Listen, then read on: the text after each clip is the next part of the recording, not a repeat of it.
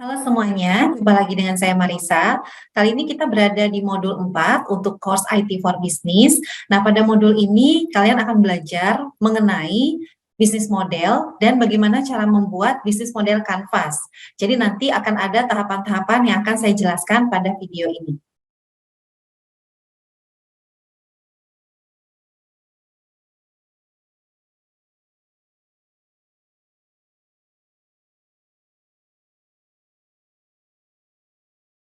Video ini merupakan bagian dari session 1 mengenai Fundamental of IS dan juga Career Prospect in Information System.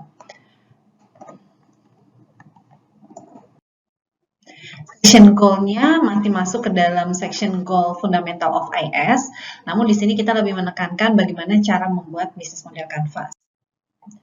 Nah, jika kita berbicara mengenai bisnis model, apa sih yang ada di pikiran kita semua gitu? Bisnis model itu apa sih?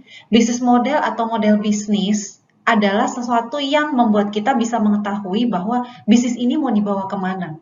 Bagaimana flow bisnisnya dari awal customer datang ke kita, sampai akhirnya customer memakai jasa kita, membeli produk kita, dan juga sampai akhirnya customer merasakan after sales service kita dan merasa puas. Dan juga bagi perusahaan sendiri, bagaimana perusahaan mendeliver barang ataupun jasa kepada customer. Bagaimana caranya mempertahankan kualitas produk-produk di perusahaan. Bagaimana caranya perusahaan bertahan di era digital saat ini dengan adanya digital disruption dan kemudian transformation bisnis. Nah, di sini kalau kita lihat di layar adalah perusahaan-perusahaan yang dulunya itu sangat kuat di dalam proses bisnis. Tapi sekarang perlahan-lahan mereka mulai menghilang. Masih ada, tapi auranya tidak sekuat dulu. Contoh yang paling terkait di Indonesia, misalnya kalau kita lihat di sini Nokia. Nokia itu dia dulu zaman saya masih kecil pun Nokia itu sangat terkenal.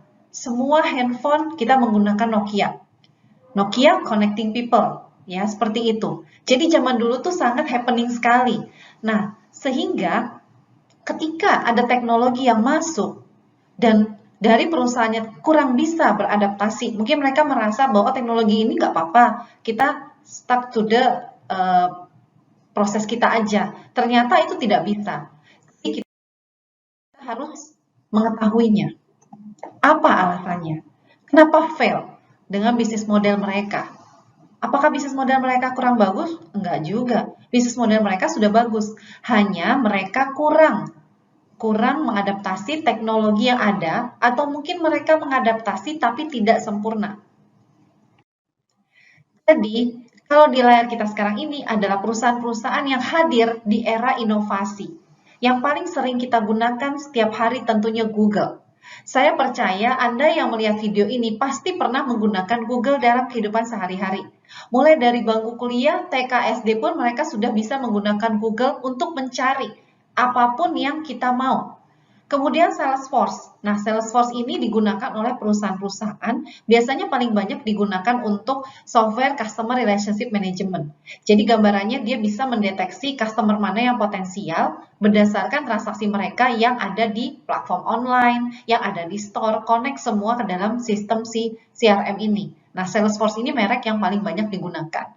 Kemudian logo Apple ini tentunya perusahaan Apple Company, dan paling sering banget orang menggunakan iPhone, menggunakan produk Apple dari laptopnya, MacBook, dan mereka punya ciri khas sendiri yang membuat penggunanya itu tidak mau beralih ke produk yang lain.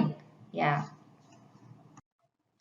Nah, tadi kemudian ada lagi nih perusahaan kayak Amazon, terus Netflix. Nah, itu sangat terkenal ya. Jadi kemudian di sini kita lihat perusahaan-perusahaan ini, even dia tidak punya barang yang mereka produksi sendiri. Contohnya, Amazon. Amazon ini dia nggak ada barang sendiri. Ya mungkin dulu ada beberapa, tapi kebanyakan sekarang orang yang menjual barangnya lewat platform e-commerce-nya. Ya. Kemudian dulu dia juga menggunakan online, sampai sekarang masih online. Ya. Jadi dia toko buku, tapi dia tidak punya toko buku fisik Amazon. Jadi semuanya online. Nah, ini bisa berjalan sampai sekarang dengan adanya disruption yang mereka bisa adaptasi. Begitu juga Apple, Pixar, Netflix, Skype, Starbucks. Nah, ini semua perusahaan yang saling berinovasi berlomba-lomba berinovasi, memberikan yang terbaik, dan beradaptasi dengan lingkungan di era digital. Ya, Netflix kita dulu nggak kebayang ya, zaman dulu kita nonton menggunakan DVD, VCD, sekarang kita menggunakan streaming online, asal ada internet semuanya bisa, dan itu penggunanya sudah banyak sekali. Ya, nah, bagaimana cara kita mendefine bisnis model kita? Kalau kita sudah memiliki suatu bisnis yang akan kita rancang, misalnya akan kita rancang, kita mau rancang bisnis apa sih? Oh, saya mau membuat bisnis interaktif nih, interaktif dengan misalnya saya punya restoran nih, saya punya rumah makan, saya mau bisnis saya itu unik dibanding rumah makan yang lain. Bagaimana caranya? Misalnya saya menggunakan pendekatan pakai game nih. Kalau misalnya orangnya sering berkunjung dapat poin, misalnya. Atau kita kasih game interaktif tentang menu-menu makanan di dalam aplikasi. Kita bikinin tuh mobile application. Kalau mereka berhasil memecahkan misteri yang ada di game tersebut, mereka mendapatkan diskon kupon makanan. Misalnya, contohnya inovasinya seperti itu. Nah, inovasi-inovasi seperti itu akan muncul ketika kita sudah membuat blueprint perencanaan dari bisnis model kita. Nah, bagaimana kita membuat perencanaannya? Tools yang banyak digunakan saat ini adalah bisnis model Canvas. Nah, tools ini sangat berguna ketika kita mengimplementasikan teknologi ke dalam proses bisnis. Jadi implementasi teknologinya yang kita tekankan. Contoh di sini, kita ada namanya key partner. Yang paling kiri atas adalah key partner. Nah, kita mendefine kira-kira partner kita yang paling cocok dengan kita itu siapa sih? Siapa supplier kita? Kita define di sini. Suppliernya, kemudian misalnya kita berpartner dengan IT consultant kah, atau kita berpartner dengan internet provider, semuanya masukin di key partner. Setelah key partner, kita juga harus tahu dong, kira-kira key activities kita nih mau ngapain sih di perusahaan kita? Kalau kita berbicara tentang restoran, makanan, tentunya kita menjual produk. Dan kita membuat produknya. Produk dalam artian makanan yang kita jual, itu kita buat. Tapi, tadi kita ngomongin tentang game. Kita membicarakan tentang game untuk menarik pelanggan masuk ke dalam restoran kita. Nah, berarti kita akan membuat aplikasi tentang menu-menu makanan yang ada di restoran kita. Nah, itu masuk ke key activities-nya. Kemudian, bagaimana cara kita melayani customer kita? Nah, itu di sini ada komponen customer relationship. Bagaimana kita membina hubungan dengan customer? Apakah kita membina hubungan dengan customer itu melalui customer service 24 jam atau customer service-nya 7 to 5 misalnya gitu ya. Kalian bisa define di situ. Atau mungkin ada channel-channel yang lain yang berhubungan dengan pelanggan. Nah, itu kalian bisa masukin di channel. Kalau relationship ini bentukan hubungannya. Misalnya kita mengadakan customer gathering untuk pelanggan-pelanggan restoran teraktif. Nah, itu masuk di customer relationship. Misalnya seperti itu. Nah, kemudian kita juga perlu tahu, sangat penting untuk mengetahui tentang value proposition.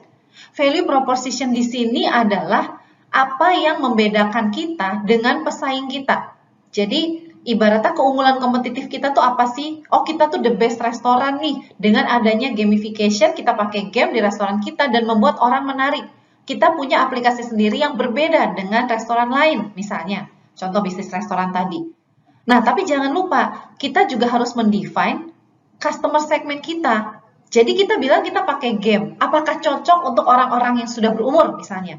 Oh, kurang cocok nih, berarti kita define customer kita itu untuk restoran happening seperti ini kira-kira ya umur 17 sampai umur mungkin 60 masih bisa lah ya, di atas 60 mungkin agak susah, butuh bantuan orang lain untuk pakai aplikasinya misalnya. Contohnya, atau dia jadi seperti restoran biasa, orangnya datang, order, dan seperti biasa, conventional way, misalnya, seperti itu. Nah, jadi kita harus mendefine, ditaruh di customer segment, yang paling kanan atas. Dan jangan lupa, suatu bisnis tidak akan bisa berjalan tanpa adanya komponen biaya. Kita juga harus tahu, biaya yang harus kita keluarkan berapa ya. Nah, kita masukkan di cost structure.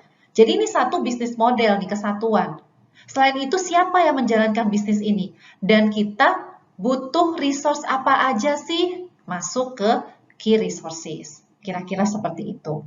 Kemudian balik ke tadi channel ini bagaimana cara kita berhubungan dengan customer kita.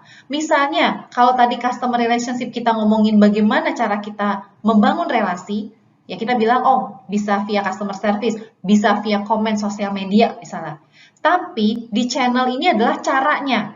Kita membuat customer tahu kita itu seperti apa. Kita ikut pameran, kita promosi di YouTube Ads, kita taruh di Google Ads, iklan di televisi, radio, dan lain-lain. Itu masuk ke dalam channel yang kita gunakan. Kita memasarkan produk kita via internet, memasarkan produk kita via ojek online, misalnya pakai GoFood tadi restoran, atau physical, langsung datang. Itu di channel. Kemudian yang terakhir adalah revenue stream. Kita harus tahu juga untuk proses bisnis kita ini, kita dapat income-nya dari mana? Pendapatan kita dari mana sih? Oh, dari customer yang masuk ke restoran kita, membeli produk kita misalnya. Atau kita ada berpartner dengan sponsor sehingga mereka pasang iklan di aplikasi kita dan itu juga pendapatan kita misalnya. Nah, ini adalah contoh bisnis model Canvas yang dibuat untuk perusahaan sari roti, perusahaan roti. Nah, ini kurang lebih mirip jika dilihat, dan yang biru itu adalah inovasi. Jadi, kalau kita membuat bisnis model, apalagi kalau kita menganalisa dari perusahaan yang sudah ada, kita harus menambahkan inovasinya tuh apa sih? Nah, kita tambahkan dengan warna yang berbeda, inovasinya. Nah, contohnya delivery service, misalkan belum ada delivery service. Selama ini, sari roti itu terkenal dengan roti yang ditaruh di supermarket, misalnya, seperti itu. Nah, kita bisa masukkan di sini inovasinya. Tetapi, jika kita membuat bisnis prosesnya itu baru nih modelnya, bisnis model baru, nah itu kita tidak masukkan inovasi. Karena semua yang kita masukkan ke bisnis model Canvas-nya adalah inovasi, karena baru. Kira-kira seperti itu. Oke, demikian penjelasan saya tentang bisnis model dan juga bisnis model Canvas. Dan ini ada beberapa referensi buku yang saya gunakan untuk materi ini. Semoga bermanfaat dan mudah dimengerti. Sampai jumpa.